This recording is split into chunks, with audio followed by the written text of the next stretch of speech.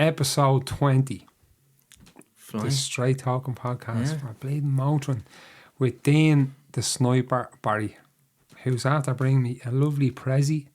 These are what are they? Tom P2, my uncle's, he has Down syndrome, it's his sock business. So Deadly. My uncle's business, yeah. You don't just Give them a follow on Instagram, and I'm going to look forward. Thank you very much for the socks. Absolutely. Dean is just back after fighting in Abu Dhabi. Yeah. At Brave. Yeah, no, it was originally meant to be in Abu Dhabi. Okay. And the week before it was supposed to happen, they shut Abu Dhabi down. So Okay. we didn't know if we were going to have a fight, and then they moved it to Dubai. Dubai. Yeah, and it was for UAE Warriors. Yeah. UAE Warriors. Check out, just put in onto YouTube, Dean Barry KO, and this will pop up somewhere. He absolutely sent your man to Valhalla. Now, your man was a lovely guy, you know, seemed to be a really guy, but talk about a KO. It was savage. Yeah, it was one of them things where like we were being so friendly with each other, and remember when I went into the cage and I looked over and I was like, I gave him the little smile, you know, and he just gave me the death stare, and I was like, oh, you. I was like, right, so, right. And then in my head I was like, oh man, this wasn't what I thought it was going to be like. I thought it was going to be a nice little friendly scrap, you know. And then when he started hitting me, he was cracking me so hard on the ground. So then I was like, right, come on, I had to turn on then, you know. You have to turn into that beast mode. So it kind of took me a few thumps to get out of that. A few solids does that. Yeah, absolutely, yeah. And I was like, I couldn't get down there again because the strength of him. Like I said it to people. Wrestler. Yeah, I couldn't get over how it was weird. I felt like he was able to just like usually I've good scrambles and stuff like that, and with him it felt like I was just hitting solid wood, like, and it was weird. So, but yeah, I'm happy how it worked out in the end. So you started off, run back to how did you get into martial arts at the start, and where did you start off and stuff like that? Yeah, I started when I was 10. I went to a martial arts gym. It was in Springfield. It was Tala Martial Arts. I done it for a couple of months, and then I stopped. And then when I was about 12, I had gained a good bit of weight. So my mum originally just put me and my 3 brothers. I have 3 brothers, 1 older, 2 younger. She put us all into it, and it was one of them things where I just fell in love with it. And I did a lot of sports growing up, but I was more naturally kind of talented at the martial arts. I picked it up so quick, and I started competing. I got on the Irish team when I was about, I think, nearly 14. Like, right. I just, my whole life from the age of 14 to now, I've just travelled every couple of months around the world. So with my family and my mum, her and my dad, like, they gave their life for me and my brothers. Like, they spent thousands every month. Deadly. So, yeah, so getting us back and forth around the world, and then I gradually start getting better and better and competing at higher levels. And my brothers, they kind of dropped out of it, and I was the only one that stayed in it because I didn't really know anything else, you know, at the time. And then I was winning world titles as a junior. I was ranked 1 in the world for years, and then when I moved into the seniors, I started winning more and more, and then I was ranked number 1 for about 4 years. I won like every major event in the kickboxing world you could win. Nice. Consecutively, yeah. And then I got to a stage in my life where I was just winning stuff, and like, say for example, like I would spend £1,000 just for the flights and hotel to go and represent Ireland in the World Championships in Turkey or wherever it was. And you'd go out and you'd fight the best fighter from every country, and it was a week of just stress and the money you spend on it, and you'd win a gold medal, and you'd come home and it was just nothing. Like, it was just forgotten about, and it was like, right, on to the next one. And I was like, Jesus, I can't keep going at this. And then like I got to a stage where I was like, okay, I want to see if I can put my skills into MMA and see if I can bring that winning mentality over to MMA and do it there. And I never fought full contact in my life, ever. So you know, the sport I came from was like sport karate, kickboxing. So it's hit and stop, and everything's padded, and it's very friendly sport in a sense. Like, you hit hard, but it's controlled, you know, and they're only 2-minute rounds as well. So when I switched, quick, explosive, it's different. It's a lot different. 3 2-minute rounds. Reset.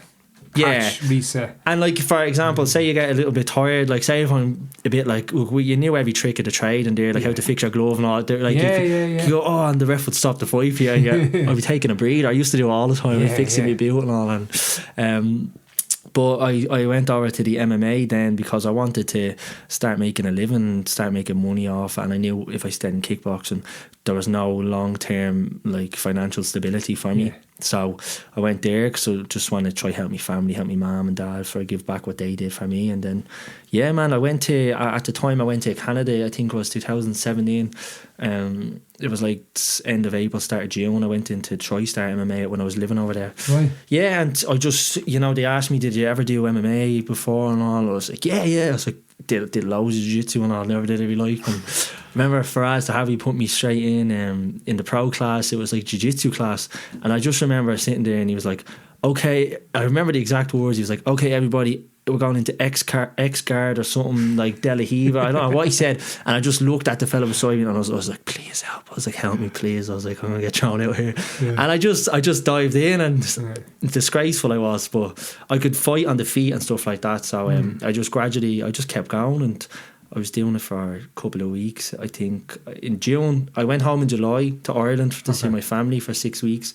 Then I went back over and I fought in September. So I was only doing MMA a few weeks and took a pro fight. So I just went for it. And a lot of people, like at the time, I know, which I understand, like a lot of people were kind of, like, oh, what, you're only in MMA, you need to work your way up like everyone and all. But like I don't think people realise the credentials I had before that. I'd understand, if I even if I did my sport and was just a lower level fighter, but I just had that belief in myself and I just went for it, and it worked out for me. Deadly. Yeah. And when you took that fight, sometimes it's like as I think Irish, we're great at, now I would have done that bleeding different. What I would have done is, it's just like sometimes youth is wasted on the youth, and I don't mean that in a bad way. Just fucking go for it. Yeah, that's just fucking go for it. Go for it, bro. If you feel it, just do it. Like I was like, do I really want to do this? Like, what am I doing? Like, and because even the week out of that fight, like I was in wrestling class and I didn't even know how to stop a single leg. I didn't even know how to get up. And when I went out for that fight, all I drilled backstage was the escape from bottom that I was drilling to get into like a heel hook. And if you watch the fight, I didn't even know how to do a heel hook. I was like nearly biting his leg and all. Like, it was so bad, but I got he took me down straight away, but I was baiting him on the feet again. After that fight, I was like, oh, like I need to slow down a bit here maybe. But then in my heart was like, no, I was like, go on, keep going. But after that fight, I flew home to Ireland and September, and then I did no MMA. I had no gym, so I did nothing till February the following year, because I knew Ryan Curtis. I knew him from Facebook. Like, I used to watch him when I was growing up a bit, and I used to always like I admired him because I used to be like, look at this fella, like he's doing the MMA and all. He did it before it was a cliche thing almost, where everybody just wants to do it now. He was kind of someone I followed, and he used to be real supportive with myself as well, and always like, nice kicks, pal, and all this stuff. Like, even though we both mess with each other and take the piss in the gym, he calls me shiny pants and all, but it's a friendly thing. Like, but he used to be real supportive of me, and he reached out to me and said, you've nowhere to train, why don't you come and meet Owen and train at our gym? And at the time I was like, oh, the distance with Tala and there, and I had no job or nothing. And then I went over, and I remember it was really, really what I noticed about over here is the training over here. It's almost like it's very intense compared to when I was in Canada. Maybe because the gym was full. There was so many pro fighters there, but it was more like relaxed energy as opposed to. And then when I came here, I just felt like I couldn't handle the pressure, the pace the guys were going at, which was new to me, and it was great. And I was a bit kind of timid about going back, and then I was like, you're only not going back because you couldn't handle it. So I got myself back there, and then I started training with Owen, and then I got a fight in April, I think, in the 3 Arena, but I had like 3 opponent pullouts, and then I took a fight with a man, Pretty Boy Taylor, which at the time probably wasn't a good idea. I only had 9 fights or something. I had 2 minutes total, and by the time I went home to Ireland, I was only doing MMA a couple of months, and I didn't care though, because I'd sold all the tickets and I was like, oh, I don't want to let people down, you know. And I think Ryan's fighter pulled out. Ian got injured that week, so we had no one. So I was like, I'll just go for it. It's my only loss, but I like, in a way, I don't really see it as a loss. Like, I was destroying him. He caught me in a submission on the ground in the second round because I had nothing. And in a way, I'm happy that happened, because before that fight, I was just going over to Owen on a Tuesday and Thursday to the strike classes, and I'd do that and I could to avoid jiu-jitsu. Yeah. I was deliberately doing it, and I was deliberately, I'd skip jiu-jitsu and I'd just go into the sparring. And so in a way, like, sometimes a loss will wake you up. Yeah. So I'm actually grateful for it, and I'm grateful that happened early. Yeah, it's like the bit of adversity taught you a lesson, and you were wise enough to go, you know what, I need to. If you went in there and spanked them, you probably would have dragged that mentality into your third fight. Yeah, absolutely, 100%. When the stakes were a bit higher, or fourth fight, and then really got found out, which is better to get found out early on, that you can go, what, I need to remedy this, you know. Yeah, like, and I think the experience of doing the kickboxing for my whole life is I've learned from losses, and I've learned how to go about a loss. I've learned how to change things and, you know, make adjustments and stuff like that. And at the time, like, I wasn't doing any jiu-jitsu really, and then all mainly because I came from a sport where I was so dominant, and I'd go into the gym and, like, I remember one time there was a girl put me in a body triangle. I nearly tapped out from it, and it was at the start, and it's not saying like women aren't like that, but I just mean, like, she was just a small petite girl, and she was just throwing me all over the place, and I was like go away. I was like, stand us up, and I was like, yeah, we'll see on Thursday night, but like, we'll see when it's sparring and all. But like, it was one of them things where you almost have to just go, leave your ego alone and just go in and get used to getting choked out. And then look, it all played out well in the end. You have to I think you get through it. You go through this phase when you first start jiu-jitsu. That's what I tell everyone. Like, guys reach out to me from striking sports that have gone in, and they're like, oh, I hate it. And I'm like, you'll go through this phase where it's just hell, and then you out of nowhere you just hit this fresh patch where you just excel, and you start getting better and better and better, and it just clicks for you. But it's all about just, like, you know, having the willpower to get through that little patch. And I've seen, like, there was this Muay Thai guy years ago when I started, and I was probably a white belt, maybe 3 months experience, and this fella was like Brazilian savage Muay Thai guy, and just used to rape him. But what I'm saying by raping him, it must be so hard for somebody. Now, he got good real quick, you know what I mean? Then he was better than me, but at the start I used to rape him, and it must be.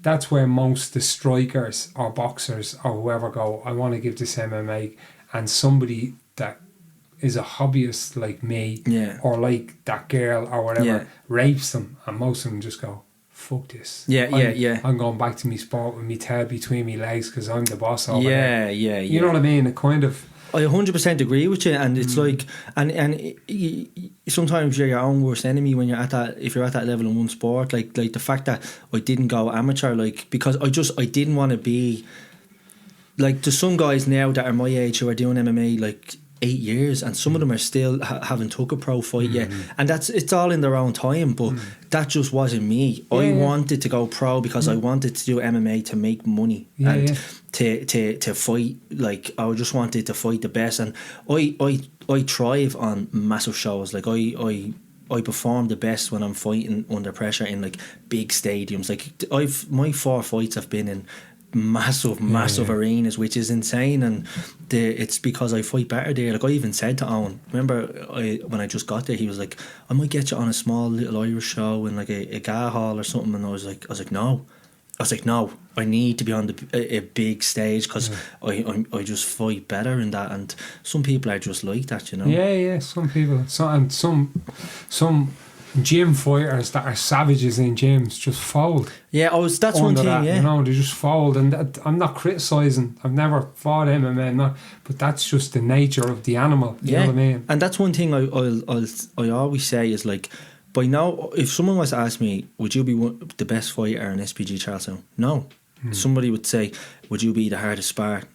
Absolutely not, because I go for me. Like when I spar for me. I don't spar to win. I spar more to learn. And like everybody will even tell you, like, I don't spar hard. Like I'm real just bubbly and move, and that's just who I am. I more go to learn and then.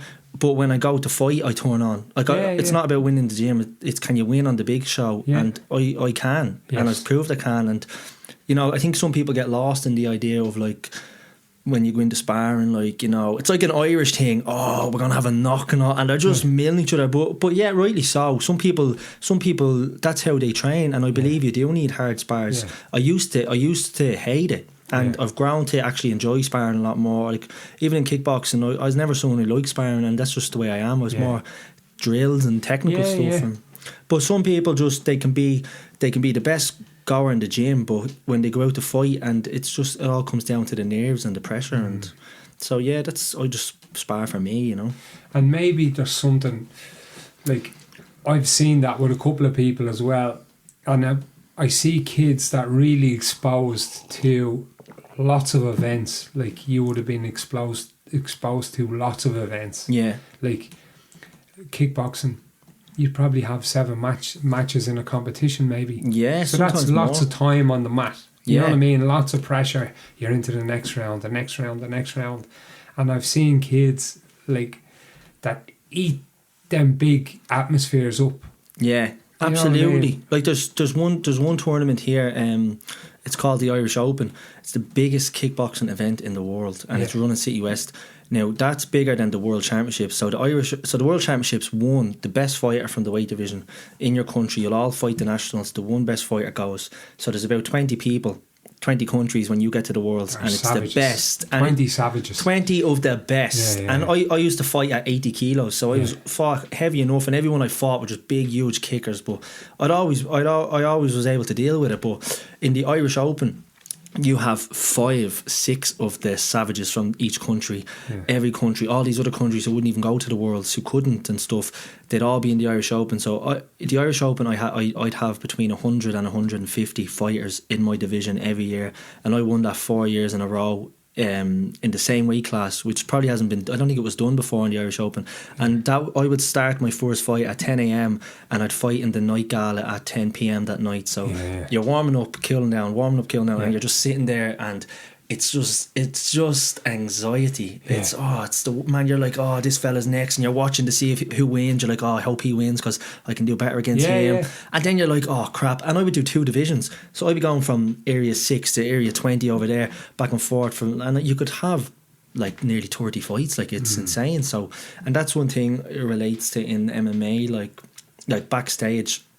Like this one specifically really had an effect on me. I don't know what it was, but I was backstage, and every time I tried to get going, I tried like a 1-2, and I was just like, and I felt so ill, man. And I was like, what am I doing? I was like, I don't want to be here. I'm gonna get smashed. And I was like sitting there shaking, and I'm watching everyone hitting the pad really hard, and I'm like, right, I need to throw something here and all.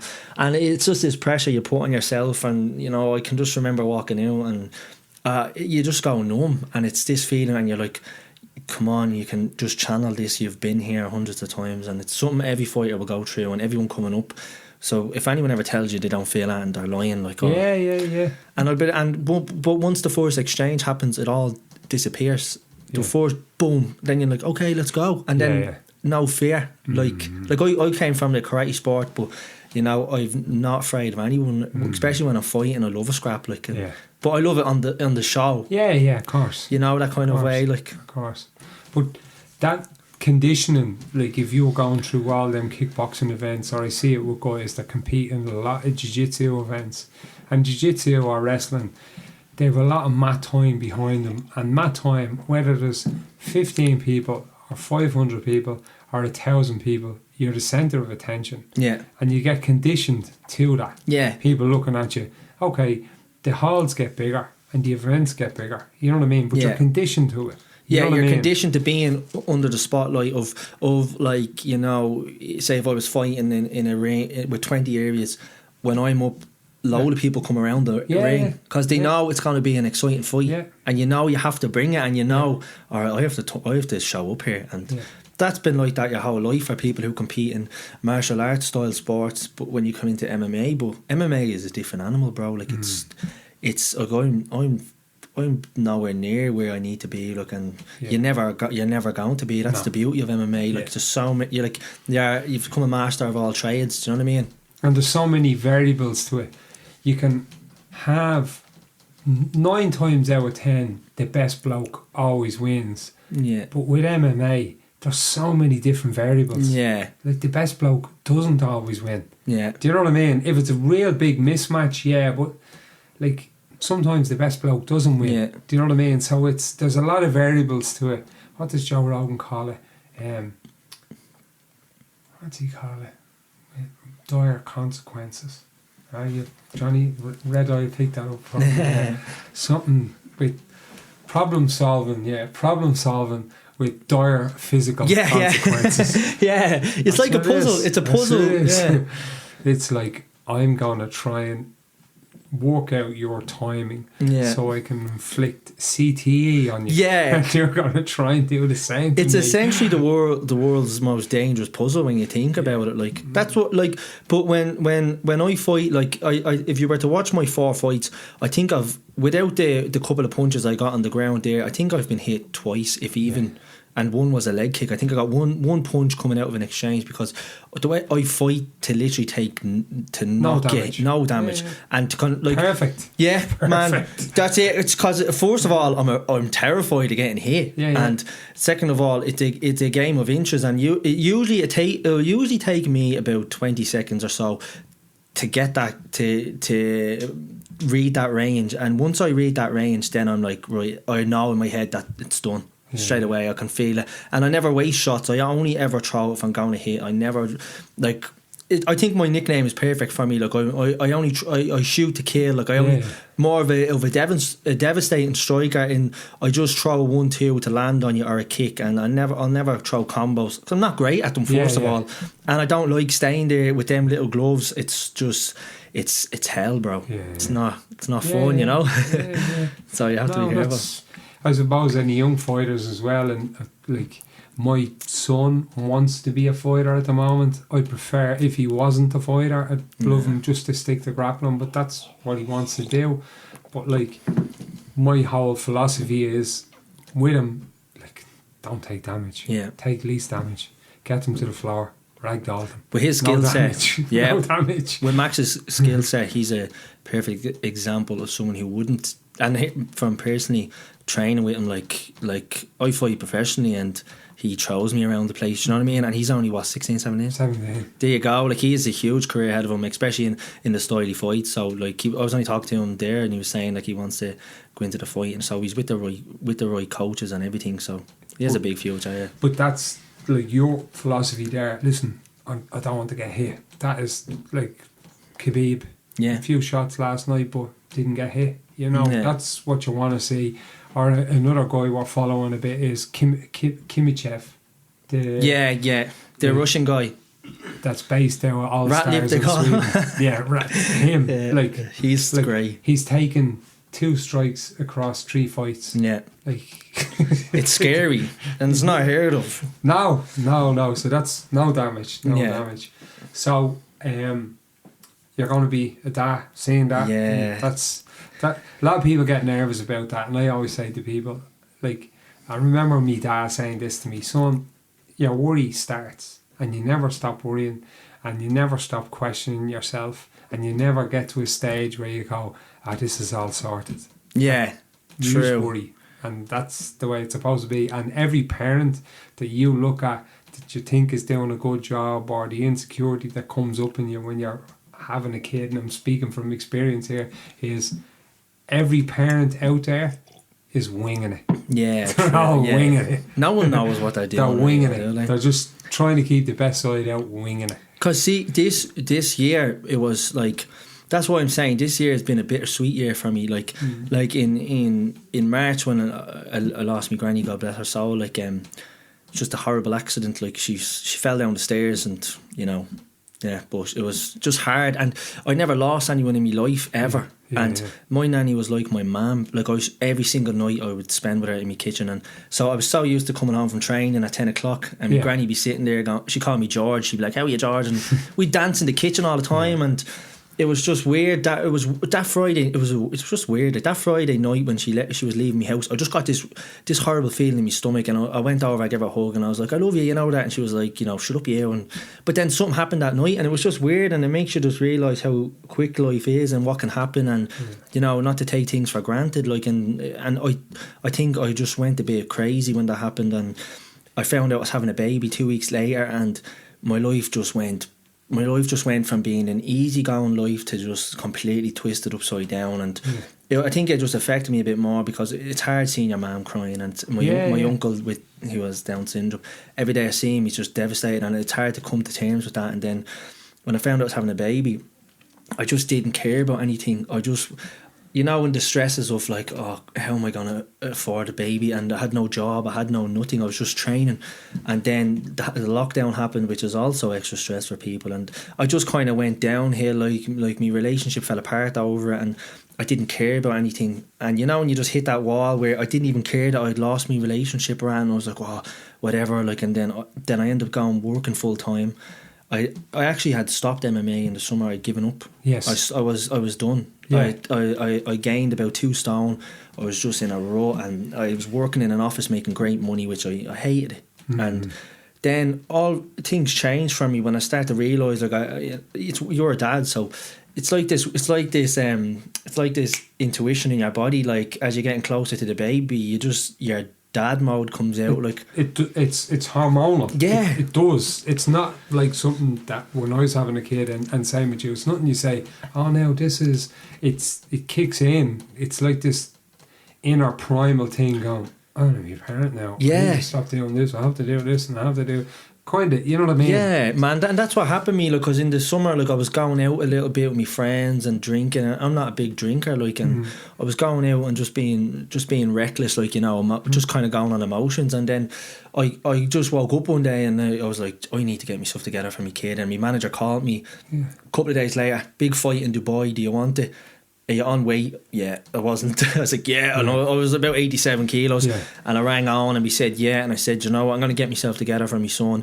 I want to get my life back to where I was at. And then I went from quitting MMA to going over and getting one of the best. I got knocked out with a night over there and just turned my life around. And now I'm a shell of the person I was. Like, even just the way I feel as a father to be, and just like, I've just changed and I'm in a much better place now in my life. And I just want to, be a good dad, and I want to make it for him now. And I've got great stuff, great news coming out as well. That's just taking a bit of time for us to be able to announce. It's so frustrating. Like, I've known 3 days after me fight, I think it was, and just with Fight Island and all that, and just everything going on, I just so I have to wait. Tight-lipped. Keep an eye on Dean Barry's massive news coming out for Irish MMA, which would be great. So keep an eye on his Instagram for when he will be announcing that. Yeah, please God, it'll be this week. Brilliant. So yeah, I've been training since I got home now, and I got COVID tested. In case anyone's wondering, you went straight to the gym. I got COVID tested, and I actually sent down the picture, and also I was straight back in the gym. And I think it's good to keep momentum going, because after a fight, if you kind of get a bit lazy and gain weight, I didn't want to put on weight again. Yeah. So yeah, keep in the zone. You know what I mean? Yeah, exactly. And I suppose, like, looking back, and it's you're not a hobbyist, it's your job. So for your job, you have to try your best. Absolutely. And you have to keep prolonged periods of breaks with people doing anything. They slack a bit and everything goes fucking south, you know what I mean? So you need to keep on. Yeah, you know what I mean? And it's just like job. You said there is a perfect example.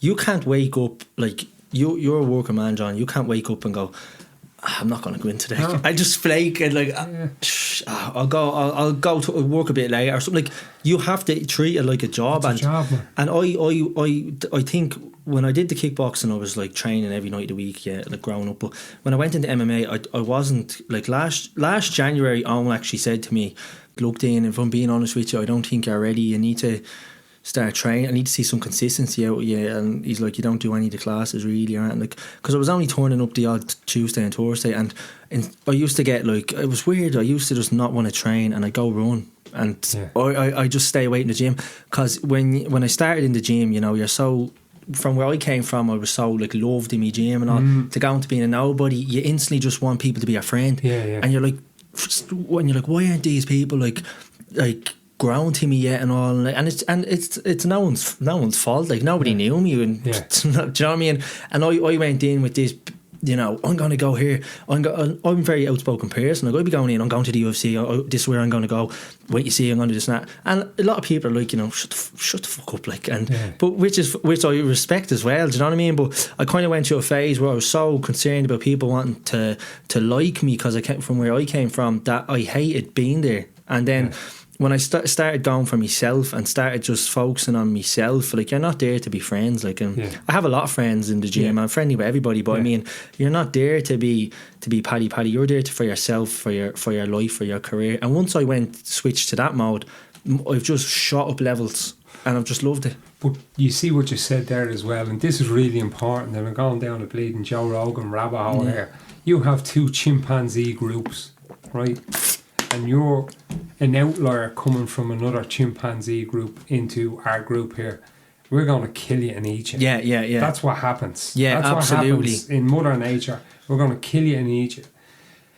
So in order for you to come into this troop here, it's like, what are you bringing? Yeah. What skills are you bringing? And you see that replicated on jiu-jitsu mats and MMA mats. And you kind of hit the nail on the head by saying, I was turning up here and I was turning up there. And if you're not consistent, that wrecks people's heads. Yeah, absolutely. You know what I mean? It's like, it wrecks people's heads, and it's about being consistent. Now, I'm not giving out to you or anything. But it's when people aren't consistent, no one knows what's going on in your head. And as right, people don't, but MMA and young fellas, because I have a teenager, and young fellas are just focused in the moment, and they're like, why isn't he at training? We need him at training. And make sure you're at training, because when you're missing from training, their training session is missing a savage striker. Or if Scott Harvey is missing, they're missing someone that's going to bleed and power double them across the room. So that's why it's so important to turn up to every training session. And as you said, when I turned up then, all the time, my levels have gone up and up and up. And it's not because you're turning up, it's because you're spending more hours on the mat than you were before. Yeah, absolutely. And that's one thing. But I went through a phase where I never would see that, and I would be like, you know, and I, one thing I'll say is with athletes, they do get annoyed if you're not there. And I used to not understand that, and I used to be like, you know, who are you? You'd misdirect. And I'd be like, who are you to tell me I'm not allowed, why I'm not there? But then you don't understand, if you want to be a good team, you have to be there. And then it took me a while to see that, because it was just the way I am, like, and now I'm always there, and now I can see when people aren't training, and I can understand what they're saying. But we have a consistent gym, to be honest with you, like, and that's one thing I will say about it, is there's a great variety of athletes there, and the energies at the gym at the minute is amazing, like, and it's all down to Owen. Like, Owen knows exactly what to say to me. Like, I'm kind of like, I would kind of react emotionally to things, like, I'm just the way I am, like, and he knows exactly how to deal with me. Like, you know, say if I have something like when I lost my gran, and I just didn't even want to hear about MMA, like, and he was like, look, get up, and he kept me going, and he's great, like, he checks in with you all the time and all, and he's just like, he deserves our gym to be further than it is, like, obviously with COVID and stuff like that. But I think our gym is just, it's blowing up now, actually, when you look at the athletes that are there. Like, we have a huge variety of people. It is, like, I was over in headquarters, and headquarters is a great gym. I was training over there for a while on Max, and we're in CHarlstown at the moment. But the standard of hours, consistent hours that all the lads put in, you don't see that in many other gyms. And what I mean is, like, I'll see a load of the lads on the mat first thing at 6:30 in the morning, and some of them might do the pro class, and then you'll see them again that night. So, they're consistent, and they're game ball for a row. Yeah. They're tough, and their skill set is only getting better. Like, anyone I find down there, like, when you go in there, you're never going to get an easy round. Yeah. Even our people that haven't got a good skill set, like what you say, like, they're aggressive. I kind of like that. Yeah. I like that plays your game perfect though. I like that. It's just the way I've done a few different sports, and anyone I ever trained with, I was always drawn to that. Yeah. Because my outflow was like that. It's like, I'm either going to win or I'm going to fucking finish an hour behind. Do you know what I mean? It's all or nothing. And I kind of... Now, some other people don't like that, which is fine. But you can see with the lads that the amount of time they're spending on the mat, and it's kind of... I view myself as an outsider because I just float in and out. But I'm viewing it from an outsider. Yeah. The lads can't see it, but I can see it. Yeah. I can see what's happening, and they're all knocking the bollocks out of each other, knocking sparks off each other, but making each other better. Yeah, and true. I'm seeing it all happening, and it's only a matter of time. One will break through, and then a couple will break through, because like the standard is high. It's a high standard. Like, it is. It really a high is. standard. I'm around MMA and looking at MMA fucking years. You know what I mean? And I know I've never done MMA, but I know what I'm looking at. I've been around high level athletes of all different sports all my life, so I know what I'm looking at when you see that type of mentality and that fire inside them. Yeah, that one you can see the people who are. Some people do it as a hobby, and I do it as a hobby now. I'm a hobbyist. Yeah. I do it as a hobby, but I know what I'm looking at. Yeah, exactly. You know what I mean? And there's some people who turn up to MMA every single night because they just absolutely love it, and they've no intentions of competing. And like, so what, like someone's there because they love the atmosphere, they love making friends. Jiu-jitsu is great for your soul, and everyone knows that. You come out. One thing I noticed about jiu-jitsu is, compared to like striking, you come out, like, you probably see it, like, do you ever go into an MMA class and you're like, say the class is at 7 o'clock, you're there 6:45. There's about 5 or 6 mad people just going around, and they're all like kicking each other's legs and all. And it's a very energetic, high pace, like, and you're like, everyone that does that class is just mad for a scrap. When you go into the jiu-jitsu class, it's like a different vibe of people. You go into the jiu-jitsu class and everyone's just real chilled, and they're all just like these like gentle killers. It's crazy. Did you ever get it? I see them as two different people. It's mad. Like, it's like gentle. Yeah, that's what I mean. Yeah, and it's like a jiu-jitsu vibe, and they all, like, everyone looks the same and all. They're just deadly, and it's real relaxed. Like, when I go into a jiu-jitsu class, I'm real just like loose and all. I go into to get into the MMA class, which is striking, I'm always in there, upstairs on the bag, trying to get myself going on. It's just different energies. Yeah. No, it's good. I'm not mentioning any names. Max is down there sparring and striking, and I'm looking, and there's some people like absolute legit strikers, and they're coming off the mat nearly in tears because they're after getting lumped around, and they're like, what's wrong with me tonight? And these are high level guys fighting on high level cards, and they're just, but you get those nights, but it's like, keep on going back. You know what I mean? You have to keep on going back. Keep on going back. I've left that gym some nights in my car crying. Like a few people tell you the same thing. Like, when I was getting ready for a show in December, Owen had to be doing 7 5-minute rounds of Shark Tank, fresh body in every minute, and by round 5, I was in the cage crying. Like, I was moving around. I was like, and I'm like, fuck off. I was like, I just want to stop it. And I'd be crying. I'd be nearly crying. And then during the break, I'm sitting there, and he's like, Dean, he's like, just get through this and all. And I didn't win a single round, but I never really, like, if you sit there and watch me sparring, I don't win every round, every spar ever. Like, do you know what I mean? Yeah. If I had the option, I'd have a helmet on and fucking big elbow pads and all. I just don't like going. And I'm one of them people. If I hit someone in a nice connector, I'm like, sorry, Do you know what I mean? Always, sorry. Like when you roll with people, like when I roll with you, like you used to meet me and you just say thanks. And I like a gentle finisher, like, and I'm like, oh, thanks, you fucker. But that's just some people like that, and a lot of the jiu-jitsu people are like that. Like you'll submit them, they'll submit you, and they go thanks. And like, thanks for what? You're choking me out. Yeah, like yeah, thanks. But I remember he's a fucking dynamite Italian kid. We've had him over to the house a few times. Raphael Federico is his name. You know what I mean? And if you don't identify with what the story I'm going to share about him now, you've never tried to be a better version of yourself. Yeah.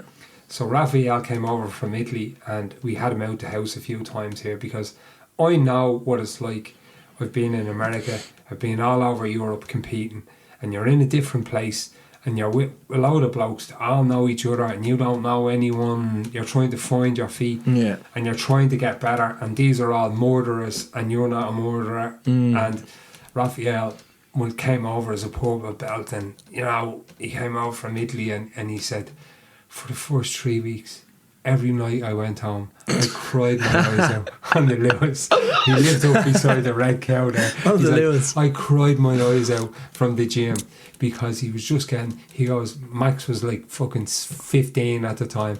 I'm getting raped by fucking Gary and Max, and they were kids' belts, I think, at the time. Jesus, yeah. Because they were just savages. They're still savages. Yeah. But what happens is, now he gets better. And he gets better, and he gets better. And if you follow him on Instagram, he's over that hump now. Do you know what I mean? Whereas most people go, fuck that. Yeah. Fuck, like what I was saying earlier on, tail between me legs. Oh yeah, we're all wankers. Wasn't really into it. You know what I mean? Or drum up some excuse to make yourself feel better and sit in the pub crying into your points with all your fucking mates that are going nowhere as well. Yeah. Do you know what I mean? But what I think is, if it scares you, do more of it. Like, and like, do you know, as a perfect example, Scott. No one likes sparring Scott. Like like Scott is, and it's the pressure he sets on you. And so, like, I used to, like, you know, I used to be like, oh, I'm not going with Scott, the effort of that. And now I'll always try to get around in with Scott, because you learn a lot. You learn what pressure's like, and then I'm like, well, no one's going to put that pace on me, because Scott knows how I fight. And a lot of the guys in the gym know how I fight, so they can deal with my fight style. But it's when I go out to fight on a show now, like, people think, oh, it's just karate, oh, he's just like has a little, like, I'm going to take the leg off him. But then when I fight them, they get a rude awakening. They're like, oh, I can't hit him. Do you know what I mean? I can't kick that leg. Yeah, I can't. It's not there anymore. Yeah, kick that leg and I'm just going to pop it in your face. So, and I, that's why you have to not get disheartened training in the gym, because everyone knows everyone's style, and everyone knows how to hurt you and how to break you down and stuff. But it's just getting more and more of them rounds in, because then when you go out to fight, then that's when you'll excel, because you've been in them positions. Like I was putting up them positions over and over again. Like in my last fight there, when I was on the ground, like I was trying to get up and all, and I was done at that camp specifically. I was just put in them positions, and then when you're there, I was a lot more calm, because I was like, I've got out of here many times in the gym. So it's crazy when you think about, like, when you do it in the gym, when you get put in that position in a fight, how you can think about it. You know what I mean? So I wasn't like, I'm happy with the win I got recently, but I think people who know me, like, I wasn't as like sharp or as clinical as I usually am, especially in training. Like, I felt real groggy and sloppy and stuff like that, and I don't know whether it was to do with just like an accumulation of things and stuff, but it was just one of them fights where I was just so happy to get it done. Like, I just didn't want to see the second round. Stop. I was like, no, second rounds is always good. Yeah, not seeing them, especially when you're getting your hand raised.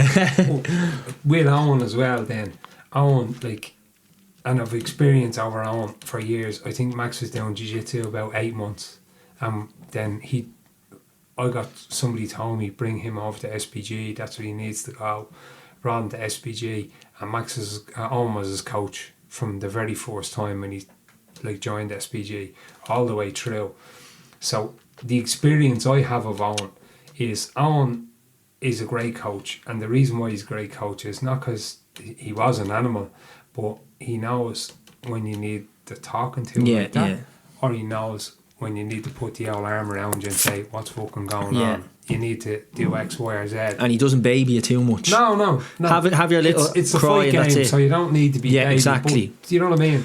And I like the way it's like, you're not up here on Thursday nights, you're not fucking fighting. Yeah. Everyone's up straight away. You know what I mean? The Thursday night spar is when it's game biggest. on. Yeah. And with the numbers we have up there now is great. Like, I actually have a funny story on, like, because a lot of people who text me, like, even on this last fight, like, I just had fucking, just like lads who sit on the couch messaging me on my last fight, like, what are you being so nice to him for and all? He's getting in your head and all. He's got, like, he's playing games on.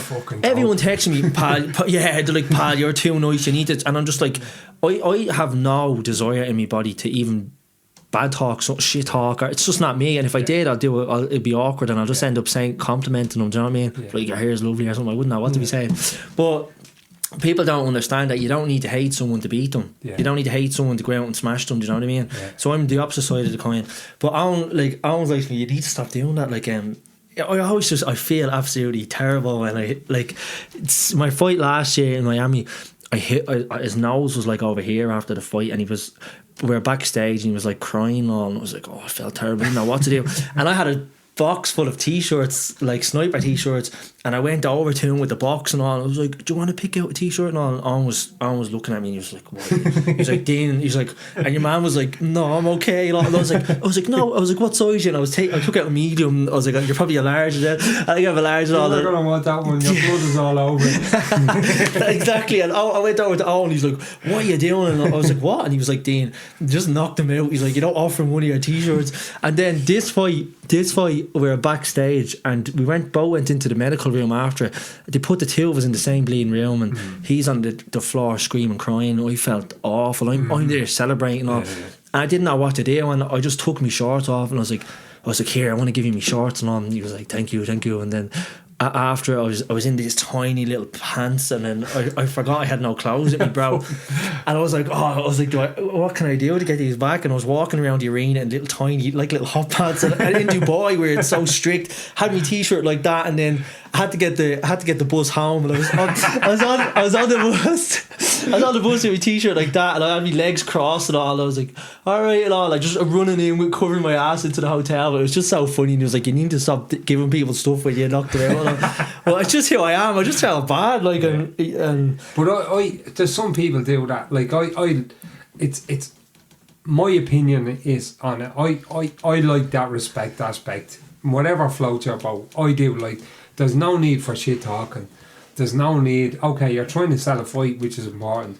Two of yous are going to get into a cage, try and knock the bollocks out of each other, and then it's all sorted at the end. So I would be more of like that type of mentality. It's like, we're going to go in here, we're going to do this, and then bit of respect after it. You know what I mean? And the sport kind of needs more of that. I like Khabib's kind of that mentality. I want to be a champion in the ring and outside of it. I like that. And he'd openly say, I will smash you. Do you know what I mean? As well, but in a polite way. and if you see him and come here, I'm some fucking knobhead doing a podcast. You know what I mean?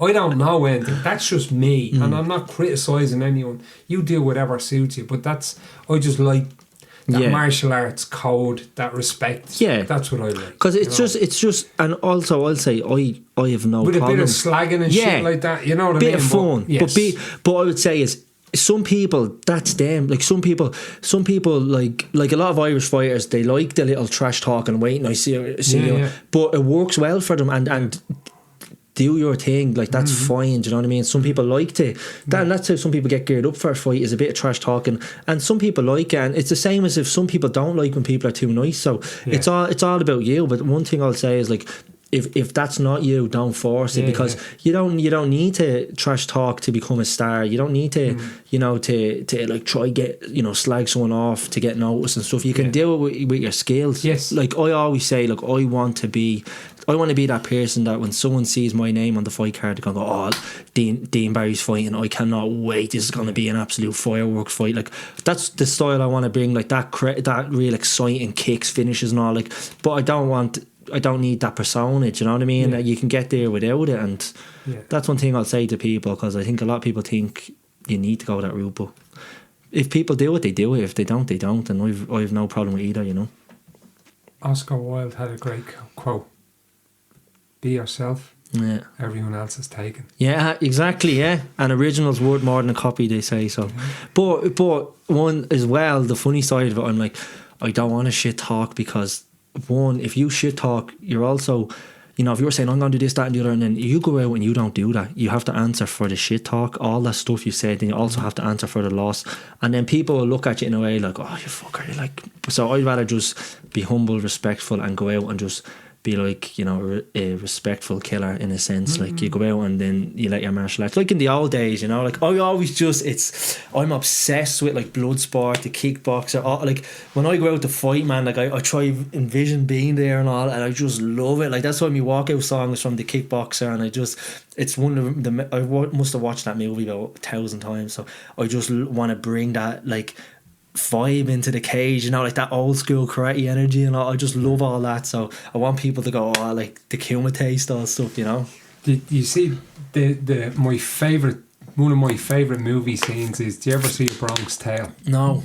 So Bronx Tale, all these bikers come into a bar and they're all shouting and roaring and taking the piss, and the people are being really respectful, and they're fucking, your man says, keep it down, and he goes, yeah, give these guys a few beers. Anyway, the bikers get real disrespectful again, and your man walks over, Italian gangsters own the place, and your man walks over and locks the door. And he goes, I gave you an option to leave, but now you can't leave. And you see the blood drain from all your faces. Similar. Yeah, you know similar, what I mean? Similar. Yeah. If a guy is being, some people that works for them, but I've seen guys on the amateur scene doing all this shy talking and the whole lot, and I know it's not them. Yeah. And then when they get found out, it's like when you do so much shy talking like that, and we're all prone to it, it's like I have to flare up and make myself bigger because I'm not confident in my skills. Yeah.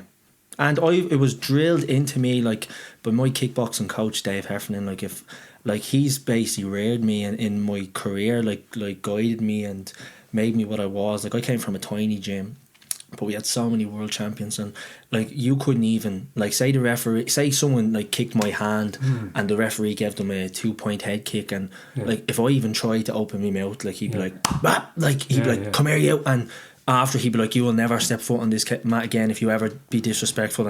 And even in the gym and all, like everything was just so respectful. You couldn't talk over him. You like, and everything was just pure respect. You couldn't wear shorts train. It was the kickboxing pants because it's respectful. And even like at World Championships, carry yourself like a champion all week, like because you fight from Monday and you fight the finals on the Saturday, one fight a day, and everything was just a world champion mentality. Like carry yourself like a world champion, be respectful and always be humble. Even if you lose, he will look at you and he will like, and you have to bow and congratulations. Like, remember one time I kicked my gum shield. I was fighting an Italian in the semi-finals, and he threw a jump and spinning kick, and I done a spin and sweep at the same time, and he just done like a fucking twirl. And I was like, yeah, and I played to the crowd, and I didn't realise there was like 20 seconds left, and I spat my gum shield and kicked it, and then he's like, damn Barry, and he was like going crazy at me, and after I was like, yeah, I'm in the finals now. And then after the fight, I was like, yeah, go the high five and all. And he was like, come here, and he brought me to the side. He's like, if you ever do anything like that again, he said, you'll never fight from my gym. And I was like, straight away, he just put me back to reality. And that's why I am who I am in MMA. Some people take it as soft, so but some people, that's just the way I am. Like, so just I think it's just from the background I came from. It's all respect. I would have. Speaking from my experience of having kids and being a parent, one of my kids played football, and one of the things that really used to kill me was how the other parents, his managers were good, but they played in a decent level. He played at a decent level of football, and how the parents, some on his team, but mostly the managers or the parents of the other teams, because it was kind of drilled in, the mentality of his team was like sideline. They used to, at their home ground here, it was like a silent sideline, they used to call it. So if the parents turned up, you're not allowed to say fucking anything, which was great. But I remember a couple of times going to matches, and I remember one in particular was a team from the south side. I'm not going to mention them. And I remember this young fella was reffing the match. And if anybody's met me at Jiu-Jitsu, I'll just talk to anyone. Yeah. So I remember talking to this older couple there, and they're probably in their 70s, and this was their son's first time to referee a match. I was doing martial arts at the time, and I wanted to go over and punch the heads of the two opposing managers because the dogs of abuse that they were giving this young fella. He was 18 or 19. Like, and it's like, I never, even with Max in Jiu-Jitsu, he's been done loads of times. I would never question a decision, ever.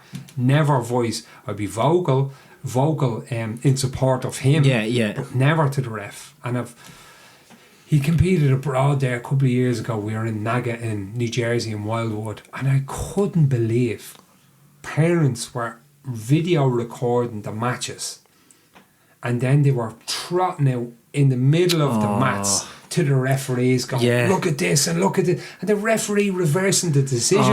They're just going, I was just like, that's just foreign to me. Yeah. Son, life, you be real nice and life is going to fuck you. Yeah. That's the way it is. It is, yeah. So a referee, he's going to get 2 points wrong, or you're going to sweep someone when you should have got points, and that's life. That's going to happen. Suck it up and get on with it. Yeah, I don't like this mentality of we can give the refs grief and do what we want and say what we want, respect. Absolutely, be respectful. And you seem like that dad, like that.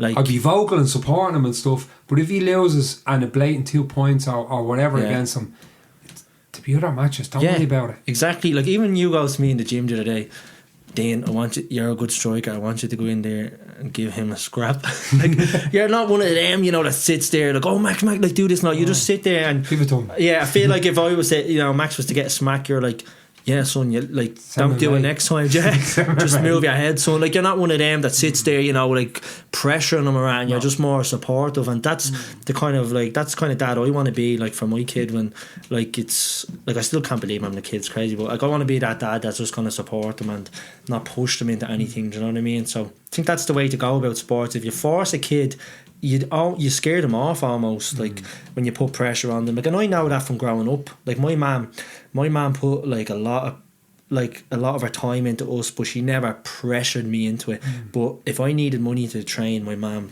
every night she'd give me, it was €7 every night, €7. And when I think back now, when you're younger, you think your mum and dad are just moneyless pits. Mum, I need money. Mum, I need new gear. Mum, this, that, and the other. And she'd be buying me the best of gear and all, because I'd want it off her, And when I accumulate, when I sit there and go, Jesus Christ, the money my poor mum and dad must spend on me, like, that's why, like, now I want to make it. I want to give my son and my mum and dad a good life, because it's all about family at the end of the day, and that's all I care about. Like, if you follow me on social media, it's just, when I'm not training, I'm literally just with my family. Like, that's all I care about. Do you know what I mean? So I think the good thing with MMA is it gives us that life, the opportunity to give them a good life. And that's like, I'm a family man. I train. My family is everything. I don't care what type of car is in the driveway. It's not that type of stuff is not important to me.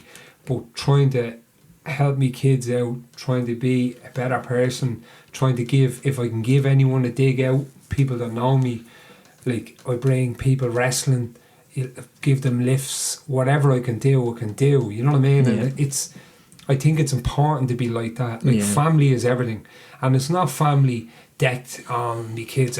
It's really important what they're decked out in. It's really important what their brain is decked out in. Absolutely. You know what I mean? How you train them and how you put them out into society. You know what I mean? That's important. And not that I'm not Mr. Prim and Proper saying that, I'm a normal human being, but I think that's really important with how you turn them out, family. And as you just said there, like, if you gave Max a dig, I wouldn't be one of these. I wouldn't be. Because if I was, I'm robbing him of the adversity he's going to face. Absolutely, yeah. And we have to face adversity to grow. As the situations we find ourselves in have to be tough to grow. Absolutely. And if I'm in there going, I'm robbing him. Give Dane a follow on Instagram.